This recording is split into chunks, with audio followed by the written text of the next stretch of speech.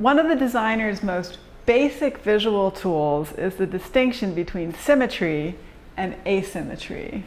You may be surprised to discover how much you can enhance your work by harnessing this powerful distinction. Ellen, you love symmetry. Tell us why. Many natural organisms are symmetrical. Look at me. I'm symmetrical. My arms and legs keep me balanced. A leaf grows outward in a symmetrical pattern. The arms of a starfish radiate out from the center. That's called radial symmetry.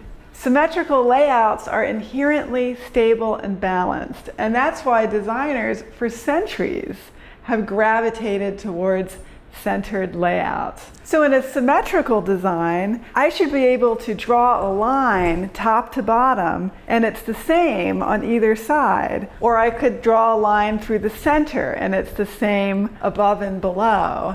But Jennifer, I know you love asymmetry. Tell us about that. I think that symmetry is more inherently understandable because we can all relate as human beings that are symmetrical to that principle. But you may be wondering, what exactly is asymmetry? Asymmetry in design really is distributing elements so that moving them around until they really do feel balanced. So that really is a matter somewhat of intuitive perception.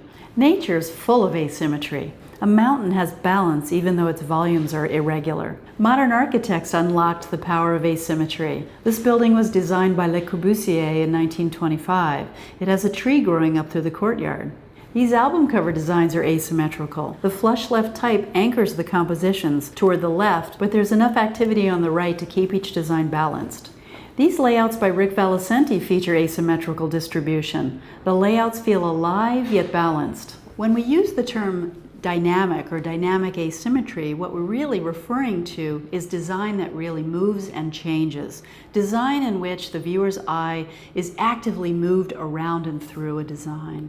Symmetrical layouts can be dynamic too. You can vary the size of the elements, or you can crop them on the page in a way that suggests tension and movement and growth. Centered type seems like a very traditional composition, but here the designer has created centered type, but also introduced drama by shattering the type, by making it large, by pushing it together, compressing the line spacing. So the composition may be centered, but it's very active. This design consists of a central cross created out of typography.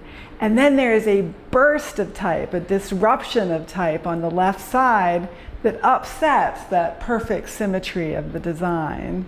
A layout in a book or a magazine is always symmetrical because of that strong central spine down the middle. Here, designer Paul Serre has positioned a series of photographs right through that spine, right through the center of the book. And he's also created typography that plays very actively with the spine of the book. So these are symmetrical designs, but they're doing it in a way that's very active and dynamic. Here's a web design that has a very strong central axis. It's yellow on one side and white on the other. And the designer has taken his web design and applied it to a print publication. Inside the book, there's a little half sheet of yellow that becomes a kind of book within the book. So it's very centered, but it's also dynamic and playful. It engages the reader. Symmetry is not always an either-or decision. In this poster series, some solutions are strongly symmetrical and some are asymmetrical. In every case, the designer has introduced tension and movement through contrasting colors, shapes, and patterns.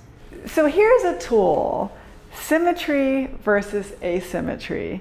It's basic, it's universal. You can look at any piece of design and ask, is it the same left and right, or is it different?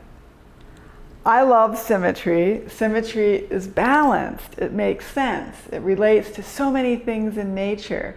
But as a designer, we have to harness it in a creative and dynamic way, not just a dumb thing right in the middle.